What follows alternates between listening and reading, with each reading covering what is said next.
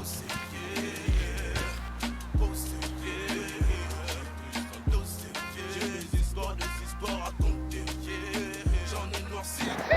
répondre? Tu trouves pas que c'est encore un délire de TTS? Tu sais, les personnes elles aiment bien utiliser des mots en hébreu pour faire genre. C'est les mêmes personnes, genre elles utilisent des prénoms hébreux pour leurs enfants et c'est des prénoms bien cachés dans la Bible, hein. C'est pas des prénoms communs. Et genre c'est genre l'ami du cousin du personnage principal du chapitre. Ah, cette rhétorique est digne des plus grandes scènes de films d'avocats comme Perry Watson ou Suits. En fait, le truc, c'est que le prénom que tu donnes à un enfant a une portée prophétique, en fait.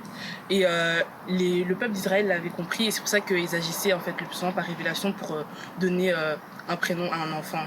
Et on le voit même dans la Bible, quand Dieu change même le prénom de ses serviteurs, Abraham et Saraï, et il dit même à Marie il dit même à Marie comment le Christ devrait s'appeler, en fait. Et en fait, le prénom, c'est le plus important. Mais de toute façon, en fait, que tu choisisses un prénom à consonance hébraïque ou non, le plus important, c'est de le faire par révélation. Ouais, c'est vrai, je comprends. Mais pourquoi Hébron? Parce que personnellement, je viens de l'église à Colombe-Mons et maintenant qu'au déménage, je dois changer de nom. Ça, c'est encore vos délires d'Israël. Hein. Tout d'abord, est-ce que tu penses que Dieu fonctionne par saison et qu'il peut conduire une même personne ou des personnes de catégories différentes dans différentes directions? En fait, tu savais que les psaumes qui ont été écrits par David l'ont été lorsqu'il était poursuivi par Saul, en fait. Et on peut dire qu'à cette période, il était plus psalmiste qu'autre chose. Et on nous décrit aussi sa période de musicien à un certain moment. Mais David correspond tout à fait au roi, au musicien et au psalmiste. Regardons à Moïse. Il passe de bébé hébreu en danger à enfant adopté par la fille du pharaon, à fugitif d'Égypte, à recueilli par les Madians, et ensuite il va libérer le peuple d'Israël et pour finir par conduire le peuple à la terre promise.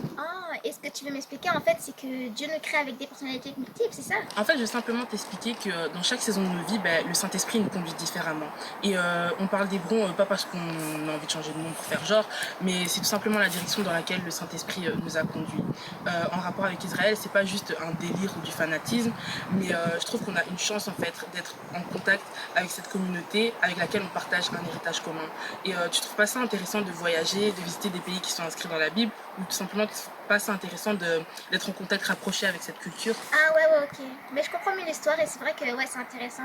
Mais j'ai une dernière question. En fait, Hébron, ça veut dire quoi? Voilà la question que j'attendais.